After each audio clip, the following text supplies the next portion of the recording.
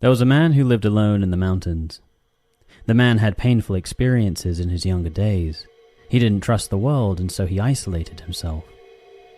In his prolonged isolation, he had never seen his own reflection, until one day he stumbled upon a mirror tucked into the mountain wall.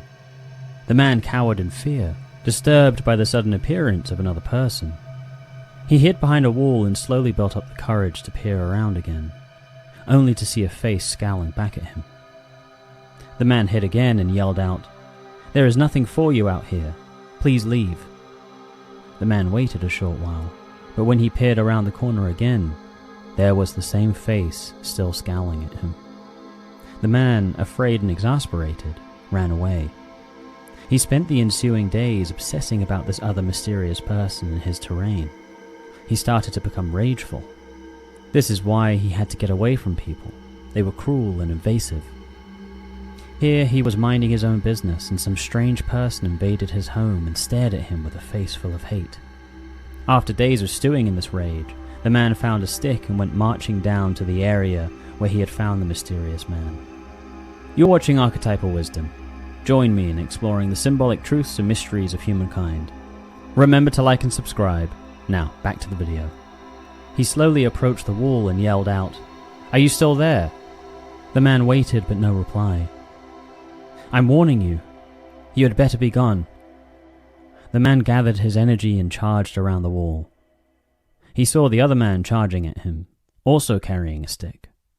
The man pressed on and hurled the stick at the other man, only to see his image shatter and disappear when the stick made contact with the mirror. The man fell to the floor in shock. He picked up a shard of mirror and realized it was his own reflection he was seeing. The man felt embarrassed and ashamed. He had been so convinced that the other man wished him harm, and was certain of his cruel intentions based on his expression. Yet it was his own face all along. The man picked himself up and wandered through the mountains as nightfall began. He felt the grief of his early experiences rise to the surface, and as he did, he understood that he had become cruel himself. The man kept walking through the mountains and wept. He walked through the night alone, crying at the confrontation with himself. Eventually, as dawn rose, the man saw a small town and walked towards it. He had grieved so much on his journey that for the first time in his life, the sight of people didn't scare and anger him. In fact, for the first time in his life, he smiled at the first person he saw, and they smiled back. What happens when we are so afraid of ourselves, all we see in the world is our own shadow? Well, this brings us to the archetype of the scapegoat. The term scapegoat actually has fascinating origins. The concept of the scapegoat originates from the ancient Hebrew ritual described in Leviticus 16 as part of Yom Kippur, the Day of Atonement. In this ritual, 2 goats were selected. One was sacrificed to God, and the other, the scapegoat, had the sins of the people symbolically placed upon it by the high priest. This scapegoat was then sent into the wilderness, carrying away the transgressions of the community. Psychologically, the scapegoat represents the projection of a group's guilt or unacknowledged shadow onto an external figure, offering temporary relief without true self-confrontation. The term has since evolved to describe anyone unjustly burdened with the blame for others' faults or societal tensions. What we filter through our own lenses and project onto the world doesn't just reflect our inner state, it shapes our reality. It becomes a self-fulfilling prophecy, producing more of what we fear or fixate on. How does this happen? Through a lifetime of formative experiences, family, friends, institutions, we internalize emotional blueprints that quietly guide how we interpret the world. When these blueprints are shaped by unresolved pain, we unconsciously seek out or misread signs that confirm them, reinforcing the very worldview we're trapped in. This has always been part of the human struggle, but in the digital age, projection has gone global. What once unfolded in local communities now spreads across nations, amplified by algorithms and public platforms. Individuals can share their wounded worldview to millions who resonate with it, forming echo chambers of a shared trauma.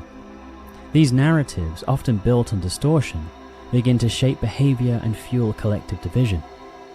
And of course, those on the receiving end respond, not just to the message, but from their own pain. Their retaliation then validates the original projection, beginning a cycle of mutual reinforcement that drives each side deeper into its corner. So what can we do about this?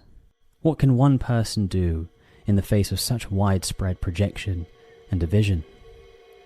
Well, the solution for this problem has always landed squarely on the shoulders of each of us. As Carl Jung stated, we must withdraw our projections. In fact, as destructive as it appears to project our shadow outwardly, it seems that this is an inevitable part of the process of psychological development. This is because if something is buried within our unconscious, how could we possibly become aware of it unless something external pokes it? We would never know to check something within ourselves unless we first became deeply activated. It is being disturbed by something outside of us that informs us that something is clearly unresolved. Maturity is learning to investigate ourselves a little more closely, a little more diligently. Of course, not everyone takes this step of introspection, which causes a lot of suffering for the individual and the world around them. However, the solution remains the same. We must withdraw our projections. As we learned earlier in the biblical scapegoat ritual, one goat was sacrificed and the other was banished, carrying the sins of the people. In the story of Christ, this symbolic process has developed further, and these two roles are unified. He becomes both the sacrifice and the bearer of transgression. Well, perhaps one way of understanding Christ's story, and him taking on the sins of the world, is the withdrawal of projection. The terrible darkness that we so frequently project onto others is that which we can't fathom within ourselves. What if this is the task that can transform our world and the world around us? What if this, in part, is the meaning of taking up your cross, as we are called to do in order to develop? In withdrawing these projections and confronting ourselves, we experience the death of the ego, removing the need for a scapegoat. The ego is our conscious personality. It is the ego which up until that point was entrenched in a psychological defense of projection. The ego was incapable of reckoning with the shadow and scapegoated it. Therefore, upon being confronted with the shadow, the current ego structure dies. It is an inherently painful and humbling process, just like the man in the story who feels terrible sadness for both becoming the cruel person he despised and then grieving the pain that had been stored up and influencing his life. It is in this grieving that the man is transformed.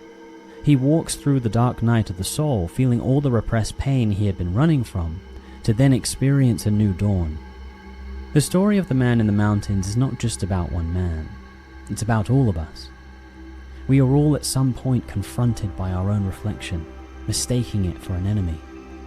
But if we dare to look closer, to break the illusion, and to feel the grief we've long buried, something miraculous happens. We begin to see clearly. The face that once frightened us softens.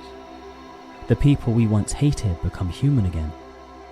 And perhaps that is the beginning of real redemption. Not in banishing the scapegoat, but in embracing what we fear to see in ourselves. In doing so, we don't just heal ourselves. We become vessels of healing in a fractured world.